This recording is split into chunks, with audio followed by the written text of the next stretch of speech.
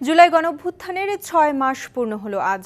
আন্দোলন দমনের নামে নির্বিচারে যে গণহত্যা চালানো হয়েছিল তাতে জড়িত থাকার অভিযোগে ১১০ জনের বিরুদ্ধে তদন্ত চলছে। একই সাথে আসামিদের বিরুদ্ধে গ্রেপ্তারি পরোয়ানা জারি করেছে আন্তর্জাতিক অপরাধ ট্রাইব্যুনাল। এ বিষয়ে আরও বিস্তারিত জানার চেষ্টা করব। আমাদের সাথে বার্তা কক্ষ থেকে যুক্ত হয়েছেন deputy chief reporter Daud Khan. দাউদ, জুলাই গণঅভ্যুত্থানের পরে মানুষের চোখ জুলাইয়ে সংগঠিত গণহত্যার বিচারে। জুলাই আন্দোলন দমনের নামে যে গণহত্যা চালানো হয়েছিল তাতে জড়িত থাকার অভিযোগে ১১০ জনের বিরুদ্ধে তদন্ত চলছে। এই বিচার কার্যক্রম কত দূর এগিয়েছে এবং বিচার সম্পন্ন হতে কত সময় লাগবে?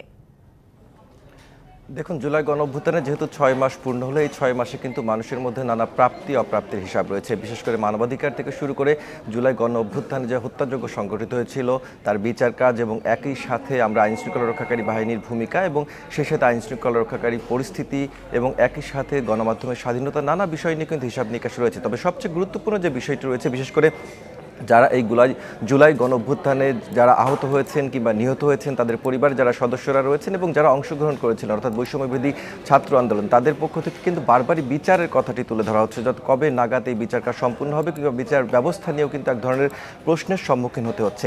সেই জায়গাটিকে কিন্তু প্রসিকিউশন বারবারই পরিষ্কার করেছেন। এবং যদি আমি বিচার কাজ সম্পর্কে বলি যে এখন পর্যন্ত আসলে ৩৫ জন আসামিকে গ্রেপ্তার করতে সক্ষম হয়েছে আইনশৃঙ্খলা রক্ষাকারী বাহিনী। এর মধ্যে ১৭টি মামলা হয়েছে, যেখানে ৩০০রও বেশি আসলে অভিযোগ পড়েছিল। সেই অভিযোগগুলোর মধ্য থেকে তদন্ত করে আসলে যাচাই বাছাই করে ১৭টি মামলা হয়েছে, যেখান থেকে ১৪টি মামলা রয়েছে শুধুমাত্র জুলাইয়ে যে হত্যাকাণ্ড সংঘটিত হয়েছে সেই হত্যাকাণ্ড, এবং পরবর্তী আরও যে ৩টি মামলা রয়েছে সেই মামলাটি আসলে ১৫ বছর অর্থাৎ ১৫.৫ বছর আওয়ামী লীগ সরকার যে ক্ষমতায় ছিল তখন যে গুম, খুন কিংবা হত্যাযজ্ঞ সংঘটিত হয়েছিল সেই গুমের পরিপ্রেক্ষিতে আরও ৩টি মামলা হয়েছে। তো সব মিলিয়ে আসলে যাচাই বাছাই এবং তদন্ত প্রক্রিয়া চলছে। এর মধ্যে আমরা দেখতে পেয়েছি নিয়মিতই কিন্তু প্রসিকিউশনের পক্ষ থেকে ব্রিফ করা হয় কিংবা যে ৩৫ জনকে আসলে গ্রেপ্তার করা হচ্ছে সেই ৩৫ জনের মধ্যে থেকে অনেকেই কিন্তু আমরা দেখতে পেয়েছি যে প্রসিকিউশন অর্থাৎ যে আন্তর্জাতিক অপরাধ ট্রাইব্যুনালটি রয়েছে সেখানে কিন্তু নিয়মিত নিয়ে আসা হয়।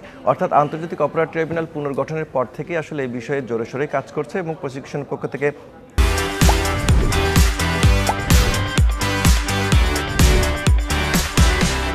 আজকেও বলা হয়েছে বা আমরা কথাও বলেছিলাম, তারা বলছেন তাদের একাধিক টিম আসলে ঢাকা এবং ঢাকার বাইরেও কাজ করছেন। অর্থাৎ যেহেতু এই যে জুলাই গণঅভ্যুত্থান সংগঠিত হয়েছিল এবং সেখানে যে হত্যাযজ্ঞ সংগঠিত হয়েছিল সেখানকার যে এভিডেন্সগুলো রয়েছে মূলত সেই এভিডেন্সগুলো আসলে এখন সংগ্রহ করার চেষ্টা করছেন এবং তারা ডিজিটাল যে এভিডেন্সগুলো রয়েছে সেগুলোর উপরে অনেকটাই জোর দিচ্ছেন। কারণ যখন এই হত্যাযজ্ঞ সংগঠিত হয়েছিল তখন কিন্তু বিশেষ করে সামাজিক যোগাযোগ মাধ্যম এবং মিডিয়াতে কিন্তু প্রকাশ্যে আমরা দেখতে পেয়েছি সেখানে প্রচারিত হয়েছিল কারা এই নির্দেশদাতা রয়েছেন এবং কারা মাঠ পর্যায়ে এই গণহত্যায় আসলে সরাসরি জড়িত রয়েছেন, এবং সেগুলো কিন্তু অনেকটাই আসলে প্রত্যেকটি এভিডেন্স আসলে যারা প্রসিকিউশনের তদন্তকারী সংস্থা রয়েছে তাদের কাছে এসেছেন এবং তারা এই ডিজিটাল যে তথ্যগুলো সেগুলো তারা সংগ্রহ করছেন। যদিও এই পর্যায়ে আপনার কাছে জানতে চাবো যে এই বিচার প্রক্রিয়ার কাজে কোনো প্রতিবন্ধকতা আছে কিনা?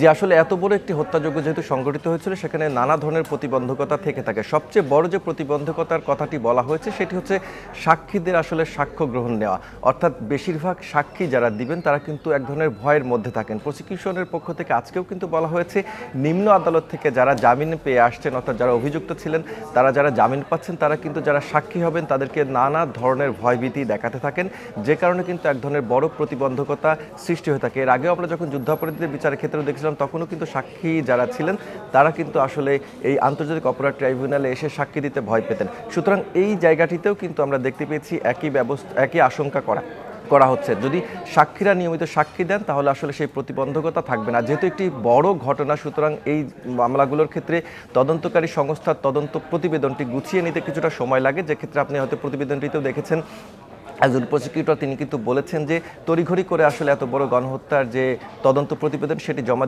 দেওয়া যাবে না, তবে তারা একটু সময় চেয়েছেন। যেহেতু তাদের পক্ষ থেকে এর আগেও বলা হয়েছে শেখ হাসিনার নির্দেশেই যেহেতু এই ঘটনাটি সংঘটিত হয়েছিল এবং তার প্রমাণও পেয়েছেন সেই কথাটিও তারা বলেছেন। তবে এই জায়গাটিতে আসলে একটি প্রশ্ন থেকে যায় যে যারা এই ঘটনায় সরাসরি সম্পৃক্ত ছিলেন কিংবা যারা জড়িত ছিলেন তাদের বেশিরভাগই কিন্তু এখন প্রতিবেশী রাষ্ট্র কিংবা বিভিন্ন রাষ্ট্রে আসলে তারা পালিয়ে গেছেন। তাদেরকে ফিরিয়ে এনে কিভাবে বিচারের মুখোমুখি করা যায় সেক্ষেত্রে আসলে সবারই। দাউদ, আপনাকে অসংখ্য ধন্যবাদ আমাদের সাথে যুক্ত হওয়ার জন্য।